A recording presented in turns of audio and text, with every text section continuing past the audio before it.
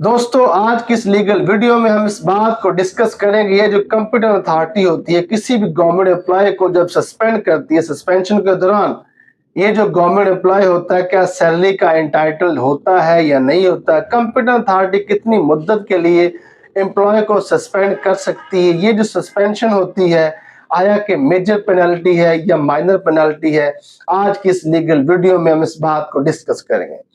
देखिए ये जो पेनल्टी क्लॉज है इसमें कहीं भी इसका जिक्र नहीं है सस्पेंशन कोई ना तो माइनर पेनल्टी है ना ही मेजर पेनल्टी है। जब कंप्यूटर अथॉरिटी किसी भी गवर्नमेंट एम्प्लॉय के अगेंस्ट प्रोसीडिंग का आगाज करती है और अगर उसे लगे ये जो गवर्नमेंट एम्प्लॉय है ये प्रोसीडिंग के ऊपर असरअंदाज हो सकता है या अगर उसे को लगे ये जो हमारे पास एविडेंस है इसको टेम्पर कर सकता है, तो कंप्यूटर अथॉरिटी की ये डिस्क्रिप्शन है कि उसे सस्पेंड करके प्रोसीडिंग का आगाज कर सकती है। और अगर उसे लगे ये जो गवर्नमेंट एम्प्लॉय है ये प्रोसीडिंग के ऊपर असरअंदाज नहीं हो सकता, ये जो गवर्नमेंट एम्प्लॉय है ये एविडेंस के ऊपर जो है वो असरअंदाज नहीं हो सकता, तो कंप्यूटर अथॉरिटी जो है वो एम्प्लॉय को सस्पेंड किए बगैर भी प्रोसीडिंग का आगाज कर सकती है। अगला सवाल ये है, ये जो कंप्यूटर अथॉरिटी है कितनी मुद्दत के लिए एम्प्लॉय को सस्पेंड कर सकती है। ये जो कंप्यूटर अथॉरिटी है ये किसी भी गवर्नमेंट एम्प्लॉय को पीडा एक्ट के मुताबिक जो है 90 दिनों के लिए सस्पेंड कर सकती है।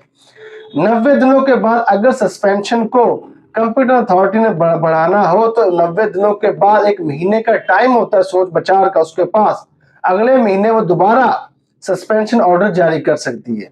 तो अब ये सवाल पैदा होता है दोबारा जो सस्पेंशन होगी इसका आगाज कब से होगा। देखिए जब फर्स्ट टाइम सस्पेंशन हुई थी वो 90 दिनों के लिए हुई थी।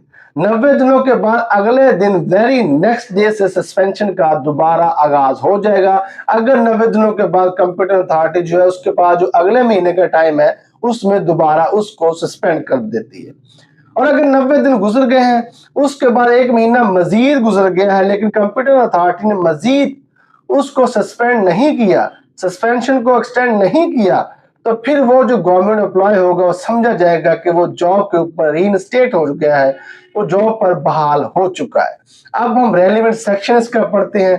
तो जनाब ये जो किताब है वो है जी द सिविल मेजर एक्ट्स 2025, इसको पब्लिश किया है जनाब पंजाब बार काउंसिल ने। तो जनाब ये जो एडिशन है ये एडिशन है जनाब 27th एडिशन है, ये पब्लिश हुई है बुक 2025 में। अब इसमें देखेंगे पीडा एक्ट का सेक्शन जो है रेलेवेंट सेक्शन क्या कहता है। तो जनाब ये है पेज नंबर 1243 जिसमें लिखा हुआ है Punjab employees efficiency discipline and accountability act 2006। इसमें हम रेलेवेंट सेक्शन जो है सस्पेंशन का वो देखेंगे। तो जनाब वो सेक्शन है जी सेक्शन 6। ये जो पेज नंबर है सिविल मेजर एक्ट्स का वो है 1249। इसमें जो सस्पेंशन का जिक्र किया गया है वो सेक्शन 6 है, suspension. An employee against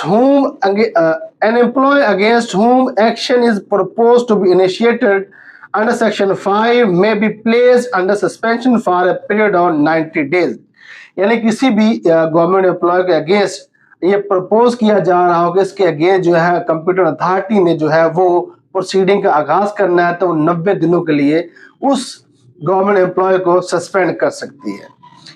if in the opinion of the competent authority, अगर कंप्यूटर अथॉरिटी की ये राय हो सस्पेंशन इज नेसेसरी, ये जो मुअत्तली जो है ये लाजमी है और एक्सपीडियंट या मुनासिब है, and if the period of suspension is not extended for a further period of 90 days within 30 days of the expiry of initial period of suspension।